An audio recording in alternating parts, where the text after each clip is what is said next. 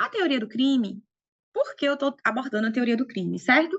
É porque, com base na teoria do crime, a gente pode encontrar elementos para fundamentar tanto as nossas alegações finais quanto os nossos recursos.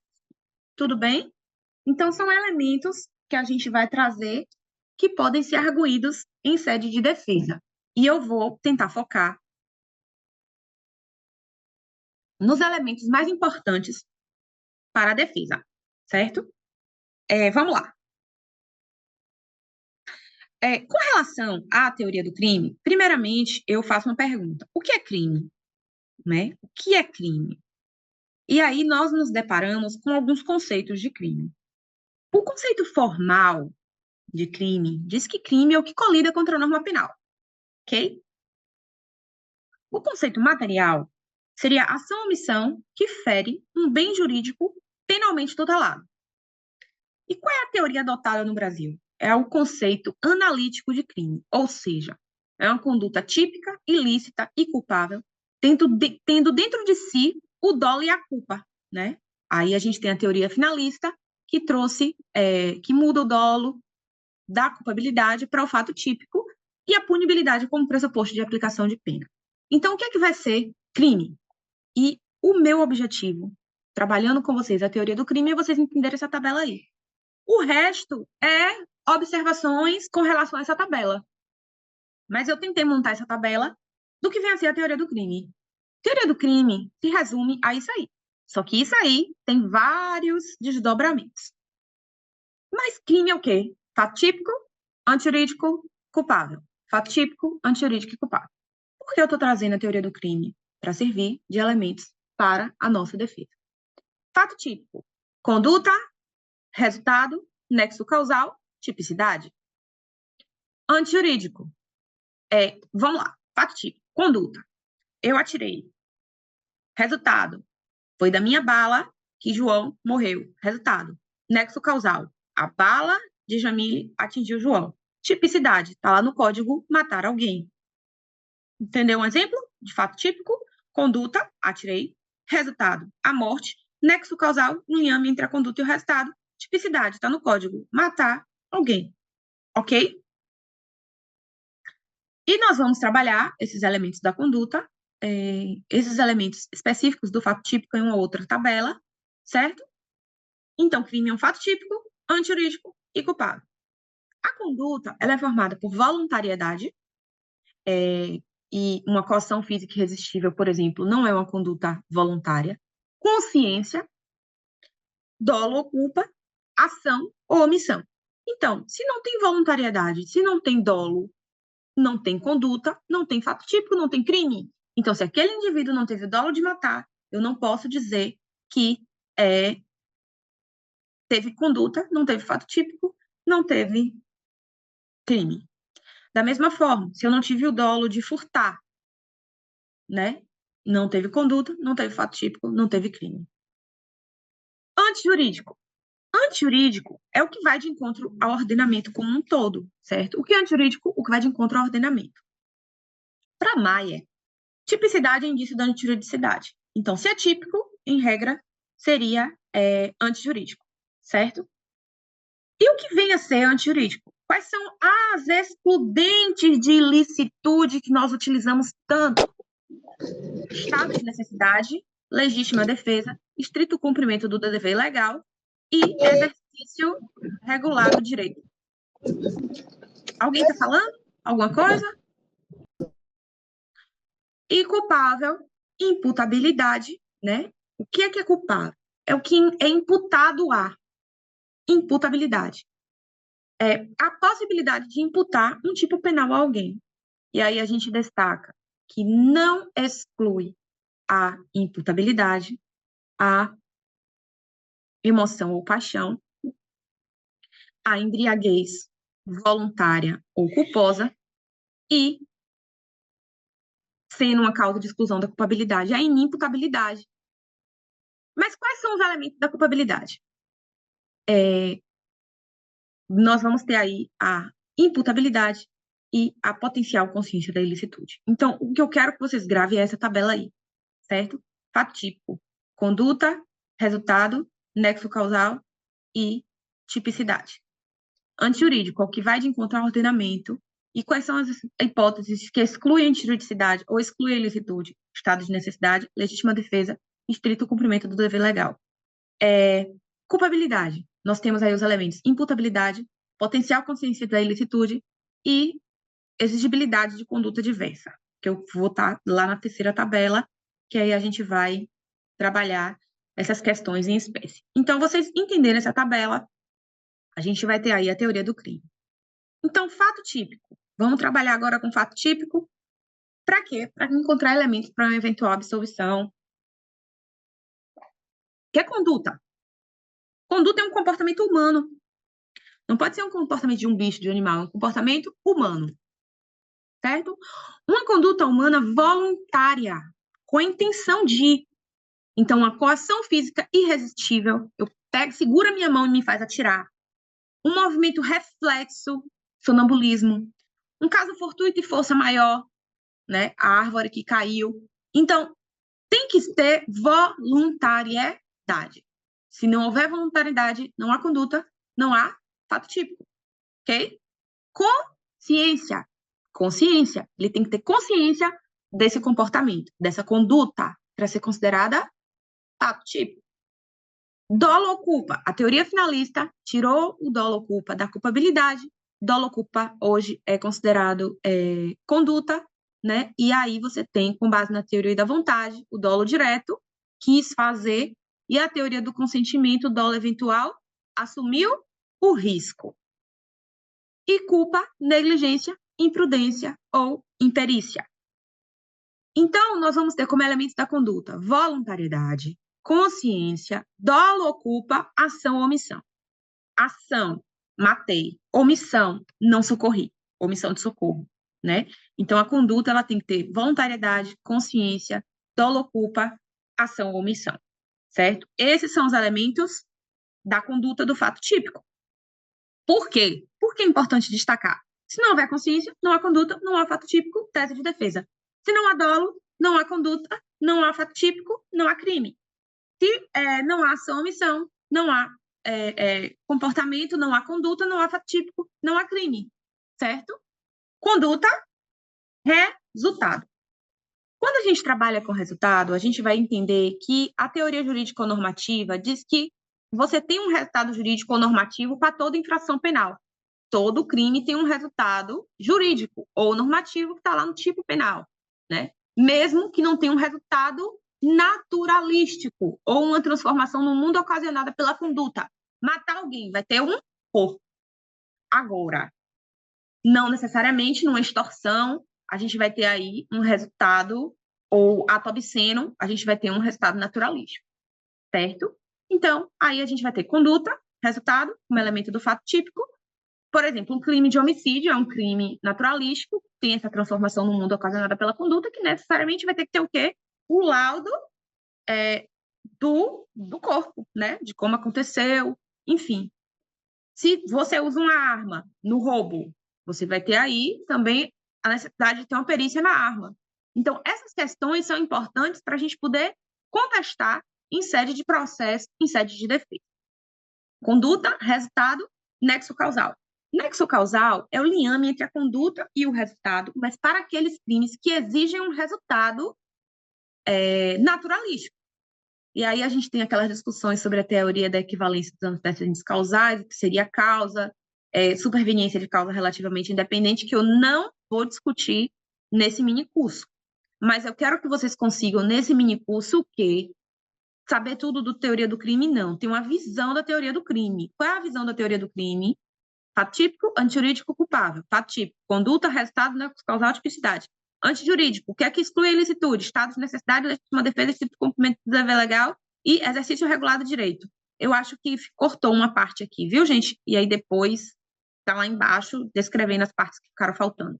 Culpável. Aí a gente vai ter a imputabilidade, potencial consciência da ilicitude e a exigibilidade de conduta diversa. Certo? Então, o fato típico ele é formado por conduta, resultado, nexo causal e tipicidade, com base nessas questões que eu coloquei aqui. Por exemplo, se uma pessoa não tem dolo, não tem conduta, não tem fato típico, elemento de tese de defesa, ok? E aí a gente vem para algumas observações com relação ao fato típico. Estou ainda no fato típico. Crime material, né? Vou ter a necessidade de um resultado naturalístico, a exemplo do homicídio. Crime formal, que é, independentemente de resultado naturalístico ou não, um crime de extorsão. Basta extorquir. Se eu recebi ou não aquela vantagem econômica, independe. O crime se consuma com a prática da conduta, é extorsão, independentemente do resultado naturalístico. E crimes de mera conduta, vou ter aí o ato obsceno. Essas divisões têm como parâmetro o fato típico. Outros pontos importantes do fato típico, que eu coloquei aqui para a gente poder entender alguns conceitos, que alguns estagiários sempre me perguntam, professor, doutora, o que é crime consumado, o que é crime tentado, o que é crime pertedoloso, o que é intercrimes? Intercrimes é o caminho do crime, e eu sempre falo, a gente não pune a cogitação, só o processo penal, o direito penal só pune a partir da preparação, execução e consumação. Exaurimento, não necessariamente. O caminho do crime, o pensar, eu quero matar não sei quem, eu quero roubar. Não comecei a fazer nada. Não pune o pensamento, certo? E o crime pré-doloso é quando você tem a intenção de cometer um ato ilícito e no curso da ação você acaba cometendo um resultado mais grave sem o dolo do resultado mais grave. Por exemplo, eu quero dar um murro em João. Ele fala um monte de coisa, eu quero dar um murro em João. Então, eu vou... lesão corporal, quero dar um murro em João, certo? Só que aí eu dou um murro em João, João cai, bate a cabeça e morre. Lesão corporal seguida de morte. Eu tenho dolo no antecedente, na lesão corporal, culpa no consequente, que é a morte. Doutor, o que é crime consumado? Aqui está dizendo que é consumado, tentado, 14.2. O que é isso que o Ministério Público está colocando na denúncia? Consumado. Quando todos os elementos essenciais previstos na lei estão presentes. Então, disparei, matei, fui para roubar e concluí o roubo, em que pese aquelas discussões com relação ao roubo de consumação, né? Se tem que ter apossimância pacífica ou não, mas enfim. Crime tentado não se consuma por circunstâncias alheias à vontade do agente. Aí a gente vai ter lá o 14.2, entendeu? Não se consuma. Fui para matar, mas ele foi socorrido, não chegou a morrer. A tentativa, na verdade, é uma causa de diminuição de pena e ela está descrita na terceira fase da dosimetria da pena como causa de diminuição. Então, eu só coloquei isso aqui a título de observação, pontos importantes do fato típico, crime é pré-doloso, consumado e tentado. Outros pontos importantes que estão aí no fato típico se destaca a desistência voluntária, o arrependimento eficaz. Se, por exemplo, o agente que está lá com uma arma e está com, sei lá, tem 5 balas e dá só um tiro, não vou atirar mais não. Desistência voluntária. O agente que voluntariamente desiste de prosseguir na execução só responde pelos atos já praticados, né? Ele para de atirar, não deu mais nenhum tiro, desistência voluntária. Aí ele pode responder só pela lesão corporal, certo? Arrependimento eficaz. Ele atirou as 5 balas, deu 5 tiros, certo? Deu 5 tiros, mas depois levou para o hospital. E conseguiu salvar a vida dele, e deu todo o atendimento. Também só responde pelos atos já praticados. Lesão corporal, certo? Então, desistência voluntária e arrependimento eficaz são temas que você pode trabalhar muito bem com o doutor Eduardo, que ele vai trazer aqui muito bem para vocês a questão do tribunal do júri. Arrependimento posterior, também um ponto interessante do fato típico, são crimes cometidos sem violência ou grave ameaça à pessoa. Quando se repara o dano ou restitui a coisa, até o recebimento da denúncia, a pena será reduzida de 1 a 2 terços. Então, é quando o promotor chega ao audiência e fala assim, vem cá, e o bem ele foi restituído, né? Crime sem violência ou grave ameaça à pessoa, por exemplo, um furto. Aí, antes do recebimento da denúncia, ele vai lá e devolve. Então, a pena pode ter uma causa aí de quê? De redução de pena. O que é redução de pena? É causa de diminuição, terceira fase da dosimetria da pena, e aí a gente pode utilizar em sede de alegações finais, em sede de apelação, essa ideia de arrependimento posterior, certo? Crime impossível, gente. Ele tentou me envenenar com água. Crime impossível. Água, ineficácia absoluta do meio ou absoluta impropriedade do objeto. Então, eu trouxe alguns conceitos importantes que eu trouxe aí para vocês, depois vocês leem com calma. Desistência voluntária, arrependimento eficaz, a gente pode usar no júri. Arrependimento posterior, a gente pode, aí, quando houver reparação do dano. Crime impossível, se a gente verificar numa perícia que ali, por exemplo, tentou envenenar, e vai fazer a perícia, viu que é farinha, e não tem nenhum veneno ali. Então, crime impossível, farinha não envenena ninguém, certo? Então, são umas questões que a gente pode utilizar em sede de mérito pela defesa. Outras questões que a gente pode utilizar é erro de tipo. Erro de tipo que não é erro de proibição. O erro de tipo é com relação ao elemento do tipo penal.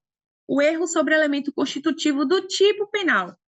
Por exemplo, eu tô andando, aí tem uma rosa lá bem bonita, eu vou e pego a rosa, achando que é uma rosa silvestre, mas na verdade é uma rosa especificamente plantada pelo aquele fazendeiro para fazer uma produção diferente. Na verdade eu furtei, mas eu achava, né? Erro com relação ao elemento do tipo. Coisa alheia móvel. Furtar é o quê? Subtrair coisa alheia móvel. Então, eu achei que era silvestre. Errei com relação ao tipo. Qual tipo? Coisa alheia móvel. Esse erro de tipo, a gente pode ter aí também, pode excluir o dolo, mas permite a punição por crime culposo se previsto em lei. Como não vai ter lá o furto culposo, né? É uma possibilidade da gente fazer a defesa com relação ao furto. Mas quer ver uma coisa? Se eu tô na minha casa, e aí aquele caso é de Juma, né? Não sei se vocês assistiram aquela novela. E aí tinha aquela questão do leão, da leoa, e aí eu tô vendo aquele barulho lá fora, eu tô achando que é um leão que vem, né? Eu atiro. Atiro em um animal, achando que é um animal, mas na verdade era meu filho que chegou, ou um parente que estava chegando na casa aquela hora. Um erro com relação ao tipo, elemento, pessoa, homicídio, matar alguém, não é matar um animal. Então, pode configurar aí também um erro de tipo, certo? Eu alegar em sede de defesa que, na verdade, eu achei que era um animal, né? Ou, enfim, outro tipo de defesa, discriminante putativo, enfim, mas pode se configurar aí, talvez, como um erro de tipo, certo? E o erro de tipo permissivo, a gente vai achar aí, acreditar estar em situação ou de legítima defesa ou de estado de necessidade, quando de fato a gente não está, né? Então, é isento de pena quem, por erro plenamente justificado pela circunstância, supõe situação de fato que, se existisse, tornaria a ação legítima. Vamos supor que o indivíduo diz que vai me pegar, que vai me matar, que vai fazer acontecer, aí ele vem em minha direção, bota a mão no bolso e eu tô achando que ele vai pegar uma arma. E, na verdade, ele foi pegar o celular. Na verdade, eu vou e disparo antes. A depender da circunstância, pode, talvez, se configurar um erro de tipo permissivo, uma discriminante putativa. Então, se eu tiver legítima defesa, estado de necessidade, de fato, real, vai excluir o quê? Vai excluir a antijuridicidade, a ilicitude. Mas, se eu estiver perante uma discriminante putativa, eu acho que é legítima defesa, eu acho que é um estado de necessidade, a gente pode estar aí sobre um erro de tipo. Eu estou trazendo só esses pontos para vocês pensarem, refletirem, se não cabe em alguma tese defensiva de vocês, alguns pontos que podem ser avaliados a título de mérito, certo? E aí a gente também tem outros erro de tipo acidental, erro sobre objeto, uma coisa diversa, erro sobre a pessoa, quando eu troco de pessoa, né, eu respondo como, por exemplo, eu troquei a pessoa, né, então eu respondo sobre aquela pessoa que eu queria cometer o fato e não pela aquela que de fato eu acabei atingindo. Aberracto ictus, né, erro na execução, atinge pessoa diversa, eu também respondo pela vítima que eu pretendi atingir e não pela que de fato eu atingi.